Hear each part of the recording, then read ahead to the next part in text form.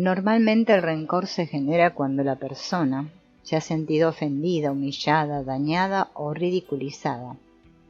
Su característica principal es la rabia por el daño sufrido, que no se expresó o lo hizo solo en parte.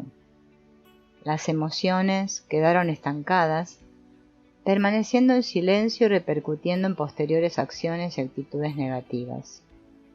El resentimiento, relacionado con el odio o el rencor, suele ser de arraigo muy profundo y desequilibra la mente y el cuerpo de la persona que lo alimenta. Le roba la paz y la capacidad de disfrutar de las demás cosas de la vida. Afecta la salud, especialmente el sistema inmune, el hígado y el corazón. Numerosas investigaciones han encontrado relación entre algunos tipos de cáncer y odios profundos no perdonados. El odio suele tener una función de autoprotección de la dignidad, de defensa del ego. Es la válvula de escape del resentimiento o la respuesta a una injusticia, notable o reiterada. Pero es interesante notar la paradoja del odio, que consiste en que las personas que odian se resisten a soltarlo porque tienen la idea de que así están devolviendo el daño recibido. Sin embargo, no se dan cuenta de que a quien realmente están dañando es a ellas mismas. Por otra parte, las personas también pueden odiarse a sí mismas. Esto ocurre cuando han sufrido profundamente en su autoestima, sea por diferentes tipos de agresiones morales que les han desarrollado el autodesprecio, o por un fuerte rechazo hacia su aspecto físico. De la misma forma en que se odia a una persona, puede odiarse una idea o una deidad. Por ejemplo, muchos revelan odio hacia Dios por haberlos privado de sus seres queridos, o a un partido político por hacerlo responsable de arruinar un país. Por lo general, la curación se produce cuando la persona se perdona, y al hacerlo el amor fluye hacia sí misma y regenera el organismo sanando el mal que se produjo. Es difícil tomar conciencia de esto cuando nos encontramos bajo la influencia de emociones reprimidas y de creencias negativas. La realimentación que una y otras establecen en nuestro interior no nos permite ver más allá.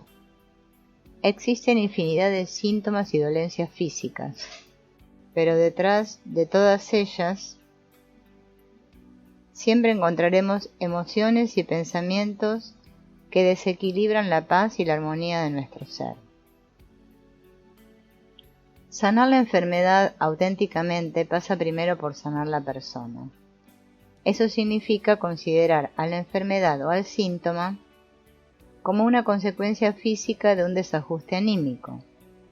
La curación médica de una enfermedad viene necesariamente de afuera. La sanación de la persona siempre viene de adentro y se manifiesta hacia afuera. Es cierto que al hablar de enfermedad estamos considerando una manifestación compleja, pues está compuesta por muchas variables. Por ejemplo, dos personas no reaccionan de la misma manera en la misma situación. No tienen el mismo temperamento, ni la misma experiencia de vida, ni las mismas memorias heredadas, ni el suceso significa lo mismo para cada una de ellas. Y sobre todo, la actitud que asume la persona con la situación que le provoca la enfermedad. Al comenzar un proceso de sanación es cuando aparece el sentido espiritual de la enfermedad y se puede acceder a la comprensión de su origen para resolver todo aquello anómalo e inconsciente que se encontraba presente en la persona. Por esa razón es imprescindible que la persona tome su responsabilidad respecto a la enfermedad, cambiando la actitud de rechazo sobre ella por la de aceptación, y entonces poder avanzar y completar el proceso de sanación. No siempre es necesario recibir ayuda para liberar nuestras emociones negativas y cambiar nuestras creencias limitantes. Muchas veces lo podemos hacer nosotros mismos. De hecho, siempre deberíamos estar en proceso de actualización, trabajando de manera habitual en guardar el equilibrio y la armonía de nuestra mente. Nuestra realidad suele ser cambiante y la vida muchas veces no cumple nuestras expectativas ni en las circunstancias que vivimos ni en las personas con las que nos relacionamos. Este hecho por sí mismo puede ser el desencadenante de desajustes que, tratados a tiempo, nos ayudarán a crecer y madurar personalmente, mientras que si negamos nuestras emociones, evitamos las situaciones que nos incomodan o desarrollamos cualquier mecanismo de defensa para paliar las circunstancias que nos desafían, podemos terminar siendo víctimas de nosotros mismos. Si hiciéramos un esquema sencillo de la estructura de nuestra mente, encontraríamos que en su base existen una serie de memorias de diferente tipo. Creencias, pensamientos, sentimientos, sensaciones, imágenes, experiencias y un largo etcétera que se encuentra en nuestro espacio inconsciente. Estas memorias determinan nuestra forma particular de percibir lo que ocurre en nuestra vida, de interpretarlo y darle significado. Por lo tanto, generan sentimientos y emociones que nos impulsan a actuar de una determinada manera. Seguidamente podemos comprobar, aunque no siempre lo aceptamos así, cómo nuestro entorno responde reaccionando a nuestro comportamiento. En cambio, lo responsabilizamos de nuestros problemas. Esta suele ser una forma muy común de quedar atrapados en situaciones de las que se nos hace muy difícil salir, o en su caso involuntariamente volver crónicos los problemas que tenemos en nuestras relaciones. Uno de los fenómenos típicos es el de la profecía autocumplida. El sociólogo Robert Merton lo describía así: la profecía que se autocumple es al principio una definición falsa de la situación que despierta un nuevo comportamiento y hace que la falsa concepción original de la situación se vuelva verdadera. La cuestión es que las personas reaccionan a las situaciones según cómo las perciben y qué significado les dan, y esto es lo que va a determinar su comportamiento. Una vez que una persona cree que una situación tiene un cierto significado, independientemente de lo que tenga, adecuará su conducta a esa percepción. Entonces, la clave desde donde podemos controlar nuestras emociones y comportamiento la tenemos en los pensamientos y creencias originales que se encuentran en nuestro espacio inconsciente, la sombra, los cuales podemos identificar a través de nuestras emociones, sentimientos y estados de ánimo. Siguiendo esta idea, veremos un método sencillo y eficaz de reprogramar nuestra mente en todos aquellos pensamientos, memorias y creencias que no estén enredadas en raíces más complejas con otras memorias propias o heredadas que pudieran limitar el éxito de un trabajo personal. Muchos de nuestros pensamientos y creencias que condicionan innecesariamente nuestra vida pueden ser cambiados de una forma muy sencilla. Basta con confrontarlos con una afirmación de manera continuada hasta que cedan su lugar a la nueva idea que deseamos que forme parte de nuestra programación mental o sistema de creencias. Siempre que observemos en nosotros cualquiera de las manifestaciones de comportamientos o experiencias descritas anteriormente, tenemos una oportunidad de poner en práctica el método de la confrontación sistémica. Pasos del método de la confrontación sistémica. Tomar conciencia de aquello que necesito cambiar. Por ejemplo, observo que cuando veo o pienso en determinada persona me siento inquieto. Construir una afirmación positiva en tiempo presente o presente continuo de lo que debería ser realidad en mí no lo es. Por ejemplo, cuando veo a X me alegro y me siento tranquilo. Escribir esta frase una sola vez en el cuaderno de trabajo personal, que es la que se utilizará de referencia para la confrontación.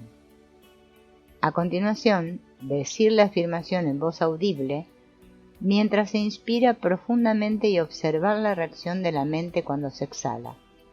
Por ejemplo, la mente dice: esto es mentira, o me gustaría que fuera así. Escribir la reacción de la mente debajo de la afirmación. Es necesario aceptar la reacción de la mente tal cual, sea la que sea, sin juzgarla ni reprimirla. Es la forma que tenemos de poder darle salida y permitir que la nueva idea se vaya instalando. Volver a repetir la afirmación en voz audible mientras se inspira profundamente y observar la reacción de la mente cuando se exhala. Volver a escribir la nueva reacción de la mente.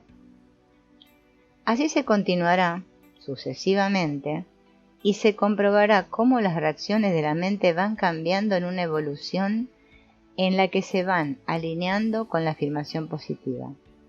Finalmente, al decir la afirmación positiva, se experimenta un asentimiento interior que indica que esta nueva idea ha sido asimilada por el inconsciente y la antigua ha desaparecido.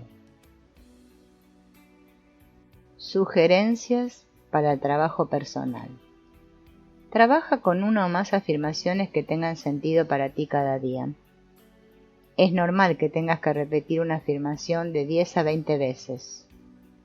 Si te atascas en una afirmación y tu mente siempre da la misma respuesta de rechazo, después de varias repeticiones, déjala.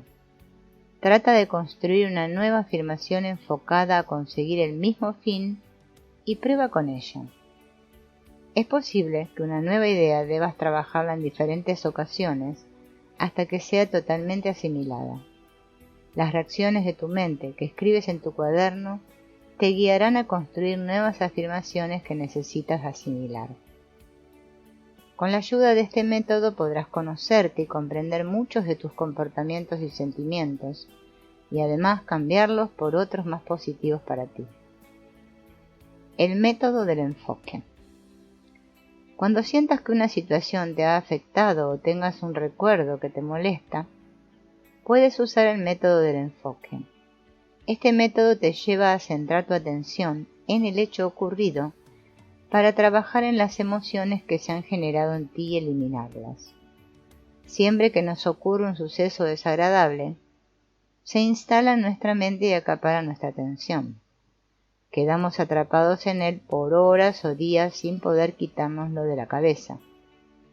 Pero en este caso, no tengas miedo, lo enfocamos voluntariamente para tomar el control y trabajar positivamente desde esta posición.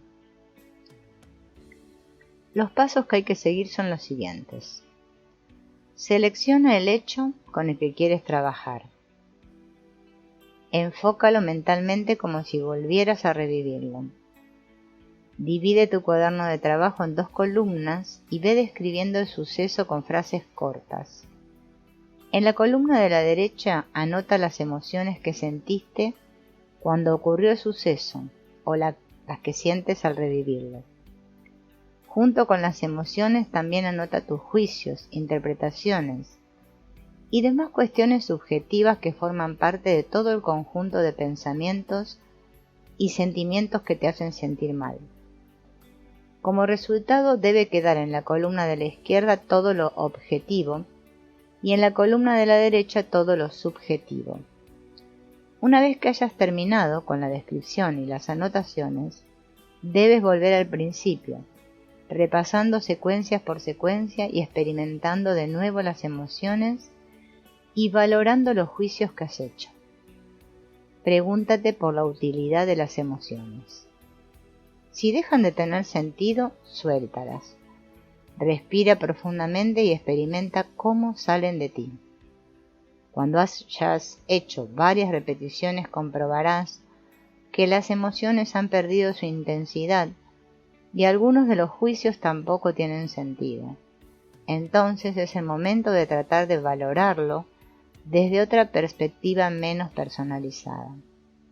El mismo suceso puede tomar otro significado muy diferente y nosotros podemos quedar totalmente libres de su influencia. En ocasiones se encuentra que las emociones que provoca una experiencia se asocian con las de otra anterior y lo que ocurre es que al intentar liberar la emoción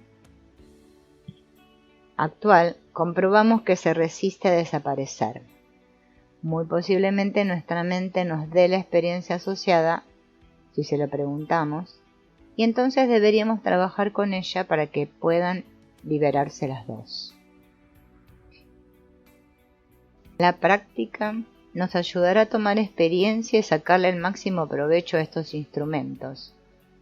No necesitamos contar con unas condiciones especiales para poder trabajar con ellas.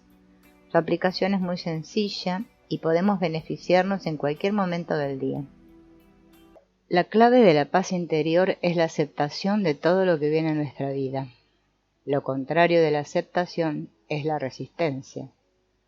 Y resistencia en mayor o menor grado es lo que solemos hacer ante las situaciones que no nos satisfacen totalmente. Al resistirnos, necesariamente generamos emociones negativas con las que podemos liberar, reprimir o reaccionar contra la situación o las personas que consideramos responsables. Al desarrollar la capacidad de aceptación, dejamos de generar muchas de las emociones inútiles que anteriormente nos hacían perder el control y nos dañaban. Además, en los casos en que las emociones no son inútiles, serán asumidas como parte de la valoración positiva de la experiencia vivida y no tendrán consecuencias posteriores. Veremos ahora 5 tipos de sentimientos que generamos de forma instintiva y que pueden impedirnos la aceptación de cualquiera de las situaciones que vivimos. Observaremos cómo estos sentimientos tienen una raíz común, pero a su vez generan diferentes actitudes. El sentimiento de querer cambiarlo. Nos referimos a cualquier cosa de nuestra vida o experiencia personal que no nos guste, tales como comportamientos propios, situaciones que vivimos o personas relacionadas con nosotros que nos incomodan. No siempre es fácil aceptar lo que no podemos cambiar. Generalmente nos rebelamos ante esta idea. Sin embargo, cuando soltamos el deseo de cambiar las cosas tal como son, pasamos de forma natural al estado de aceptación y entonces nos encontramos con la armonía de la vida. Aunque nuestra mente nos dice que el deseo de cambiar algo es lícito y lo propio es ponernos a trabajar en ello, suele ocurrir lo contrario. Cuando nos centramos en el deseo de cambiar una situación, la experimentamos como resistencia o rechazo, y esto la refuerza y provoca su persistencia. La percepción de amenaza. Hay ocasiones en las que las percibimos como una amenaza personal a nuestra dignidad o para nuestros intereses. Entonces desarrollamos una actitud defensiva.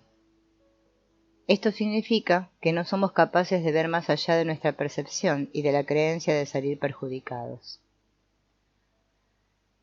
Esta actitud defensiva se puede manifestar de 2 formas diferentes: distanciándonos de la situación para ponernos a salvo, o arremetiendo contra ella hasta que consideremos que el peligro ha desaparecido. Tanto en un caso como en el otro no permitimos que la vida trabaje en nosotros a través de esta situación, y solemos perder otra oportunidad de crecer y madurar personalmente. La actitud de oposición. La oposición revela un sentimiento contrario a la situación de referencia, lo cual significa que una de las 2 partes necesariamente ha de cambiar para que desaparezca el conflicto. Muchas veces no cabe la posibilidad de acuerdo porque las diferentes propuestas son excluyentes en todos los casos. Entonces suele ocurrir que la parte más fuerte termina dañando a la más débil. Pero, en realidad, cuando nosotros somos uno de los protagonistas, en la mayoría de los casos somos nosotros mismos los que nos dañamos por no tener la actitud de aceptación adecuada.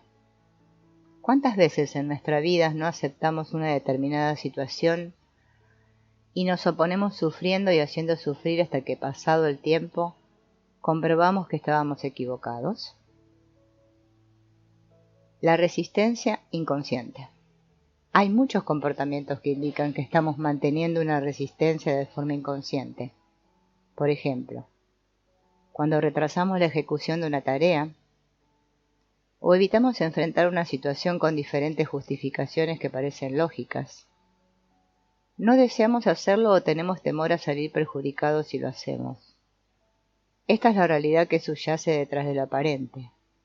La causa se encuentra en nuestra sombra, en el basurero de nuestro inconsciente, en el que todo comportamiento anómalo tiene explicación. La resolución de este tipo de resistencias pasa por descubrir y liberar las emociones que han quedado enquistadas en nuestra mente. Temor a perder el control de la situación. Solemos estar más aferrados de lo que imaginamos a la necesidad de mantener el control, ya que la sensación de tenerlo nos da seguridad. La seguridad es uno de los estados esenciales de la persona, al que pocas veces se quiere renunciar. Pero en muchas ocasiones se da la paradoja de que cuanto más control intentamos ejercer sobre una situación, menos seguros nos sentimos. Cuando nos encontramos en este punto, nosotros mismos bloqueamos la salida impidiendo que la situación se resuelva positivamente. También en este caso, como en los anteriores, la mejor opción es la de aceptar lo que viene en nuestra vida y permitir que nos ayude en nuestra transformación personal y nuestra madurez. El apego. Desde el principio de nuestra vida nos apegamos a personas y a cosas. En cuanto a las primeras, es algo natural porque comenzamos a depender de ellas. En cuanto a las otras, cuando el apego es fuerte, solemos usarlas como sustitutos de determinadas personas significativas en nuestra vida. El apego incluye en sí mismo una resistencia a la separación o a la pérdida del objeto que es significativo para nosotros. Con la resistencia intentamos evitar el sufrimiento que hemos experimentado desde la más tierna infancia y se encuentra registrado en nuestras memorias. El resistirnos a soltar es una lucha que nos hace sufrir, y la idea de lo que ocurrirá si soltáramos también. Así pues, ante una situación de pérdida, podemos sufrir ansiedad y bloquearnos porque se nos hace difícil aceptar, y en estos casos la aceptación se hace más sencilla cuando somos capaces de abrir nuestra mente a la posibilidad de una realidad positiva sin el objeto de apego, diferente de la que se encuentra programada en nuestra mente. En definitiva, podemos hacer referencia a la conocida máxima que reza: todo lo que resistes permanece y todo lo que aceptas se transforma. Estas palabras, atribuidas a un principio budista, son mucho más que una frase célebre. Se trata de un principio universal que encontramos en diferentes religiones, culturas y doctrinas espirituales. Jesús enseñó sobre la no resistencia. Ustedes han oído que se dijo, ojo por ojo y diente por diente, pero yo les digo, no resistan al que les haga mal.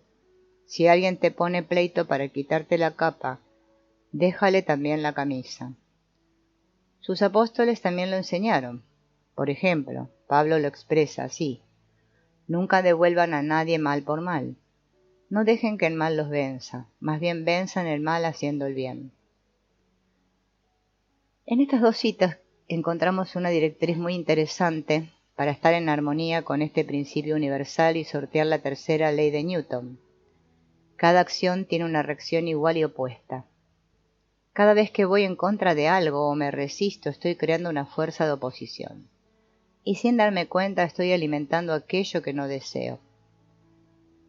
Jesús, en las 4 situaciones que presenta, la dignidad personal, el conflicto por los bienes materiales, el abuso de autoridad y el que desea aprovecharse de nosotros, nos enseña que no debemos reaccionar ante estas acciones que aparentemente nos perjudican. Su fórmula sería aceptar, perdonar y disponerse a corresponder con otro tanto de buena voluntad si fuera necesario. Pablo, por su parte, explica que nunca hay que pagar con la misma moneda cuando alguien nos perjudica, porque es entonces cuando caemos bajo su control. Más bien, devolviendo bien por mal, terminamos transformando este mal en bien. Cuando se ejerce la gratitud en nuestras vidas, ésta se enriquece. Y cuanto más fuera de lugar parece expresarse, más evidente se hace su poder transformador. La gratitud en sí misma ya es beneficiosa. A nadie le ha ido mal por ser agradecido. Cuando damos las gracias por reconocimiento a un bien recibido, estamos expresando un sentimiento de alegría interior que la otra parte recibe, creando un sentimiento positivo por haber compartido algo de valor que ha sido reconocido. Al desarrollar un espíritu de gratitud, nos conectamos con nuestra verdadera esencia y armonizamos con la vida, con el universo y con el Ser Supremo. Nuestra salud y equilibrio emocional mejoran y alcanzamos una experiencia de plenitud. Desarrollar un espíritu de gratitud significa que ejerceremos la gratitud como estilo de vida, no solo en los momentos en que tengamos motivos evidentes para dar gracias, sino también en aquellos cuando decir gracias parece fuera de lugar. No es fácil para cualquier persona, pero sí lo es para aquel que eleva su mirada por encima de sus circunstancias y es capaz de abrirse a una nueva concepción del significado de las cosas que vienen a su vida. Hay situaciones que juzgamos negativamente en nuestra vida. Estas valoraciones las hacemos según cómo nos sentimos en cada una de ellas. En sí mismas pueden tener un valor neutro, pero lo importante es nuestra particular experiencia con ellas. ¿Es posible sentir gratitud genuina por algo que no aprobamos, que nos disgusta o que no comprendemos? Veamos a continuación algunos requisitos fundamentales. No condicionar la gratitud a aquellas cosas que nos parecen dignas de merecerla. Esto es lo que hacemos o hemos hecho la mayoría de nosotros. Pero de esta manera no alcanzaremos los mejores bienes de la vida. Para que la gratitud sea un instrumento de bendición y transformación interior, hemos de llevarla a otra dimensión, donde su sentir y su expresión no tengan límites. Inundar nuestra vida de gratitud. Dar gracias por lo que nos alegra y por lo que nos disgusta, por lo que entendemos y por lo que no entendemos, por lo que nos beneficia y por lo que a nuestro parecer nos perjudica. Asumir el principio de la no resistencia, pues el espíritu de gratitud y esta ley van de la mano. Confiar en que todo lo que viene a nuestra vida tiene un propósito y nos será útil. Aunque en algunas ocasiones parece difícil darle sentido a las situaciones que vivimos, asumir su razón de ser es un acto de fe que realizamos por encima de nuestra capacidad de comprensión. Esta decisión nos alinea con la vida y nos mantiene en armonía interior.